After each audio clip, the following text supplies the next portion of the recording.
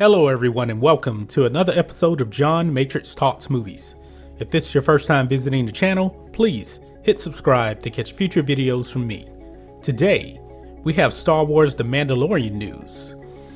And there's a few details about this TV show that will be on Disney Plus starting at the end of 2019. And it looks like we have a slight plot detail that's been released. Now we know this movie will star Pedro Pascal. Also joining him will be Gina Carano. Carl Weathers will be in it. And there's also a few other people that will be in it as well. Nick Nolte is joining. Also Werner Herzog and Giancarlo Esposito will be joining as well. Now we know that Lucasfilm, they do enjoy having a bit of secrecy with their TV shows and their movies, but there may be just a slight thing that has come out. It says here, thanks to comicbook.com, Lucasfilm's veil of secrecy surrounding the first Star Wars live action series is strong, but a few major details have managed to squeak out regarding The Mandalorian. Now we have more details about the series setting, teasing what fans can expect when it premieres on Disney Plus streaming service. According to THR's Boris Kit, we now know when exactly the series will take place in the era between the original trilogy and the new films. And this is the tweet that he had to say.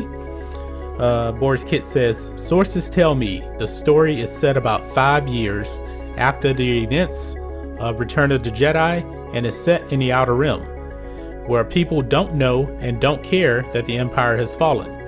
Gives them latitude in telling certain stories." Now, if we're going back to the Outer Rim, I really do think that's going to be Tatooine. Tatooine is in the Outer Rim, and we already know that there was a Bounty Hunter movie that was going to be filmed. However, Disney canceled that after the failure of Solo: A Star Wars Story. And it did have something to do with Tatooine. I think those concepts now have been moved over to The Mandalorian. So I do think we're going back to Tatooine once again. Now, I really do think we're going to see some other new planets as well. I don't want them to just get stuck on Tatooine, but I do understand why they want to go back to Tatooine. Now it's interesting here. They say that people don't know and don't care that the Empire has fallen. Now, if they don't know that the Empire has fallen, the Empire had a pretty good presence on Tatooine if that's where they're going. So it may be even further out. Maybe it's, I don't know, maybe it's closer to the unknown regions. I don't know. But definitely on Tatooine. Tatooine is in the Outer Rim. The Empire was there. So is this telling me that stormtroopers will still be on Tatooine and they're acting like they don't know that the Empire has fallen? I'm not really sure. From this tweet, I really can't say one way or the other. And why don't they care that the Empire has fallen?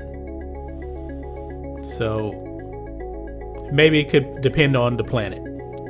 Maybe that's what it is. And he says it gives them latitude in telling certain stories. Now, we did hear about a rumor that this TV show is going to center around the Mandalorian basically trying to capture this little baby, and he's supposed to assassinate the baby, but he ends up keeping him, and maybe this story is going to be about their journey all around the Outer Rim. Now, I really do hope that they do go to Mandalore. I really want to go to Mandalore in live action, not just on the Outer Rim. I think seeing Mandalore on screen would be very, very visually amazing, I think, because I do like the way Mandalore looks in the Clone Wars series and also in Star Wars Rebels. So we have to get to Mandalore. Just don't stay on the Outer Rim the whole time. If it's going to be Tatooine, fine. But if they're going to go to Tatooine in the Outer Rim, give us a new planet. And don't make it another desert planet like Jakku. That's one other thing that bothered me about The Force Awakens. Jakku was nothing more than Tatooine. It really was. So that's pretty much it. We don't really know the characters that the other actors are playing. We really don't know. So I'm pretty sure probably in the middle next year we'll find out the actual characters the supporting actors are playing outside of Pedro Pascal, who we know is the Mandalorian. But in a surprising move also, Lucasfilm President Kathleen Kennedy, who we have not heard from pretty much in all of 2018, she actually expressed excitement on Jon Favreau joining the team. Now, me personally, I don't think Kathleen Kennedy knows anything about anything outside of the movies, and she doesn't know much about the movies. But this is what she said about Jon Favreau joining the team. I couldn't be more excited about Jon coming on board to produce and write for the new direct-to-consumer platform, Kathleen Kennedy shared in a statement announcing the series. Jon brings the perfect mix of producing and writing talent, combined with a fluency in the Star Wars universe. This series will allow Jon the chance to work with a diverse group of writers and directors and give Lucasfilm the opportunity to build a robust talent base. Well, I agree with her. I agree with her completely.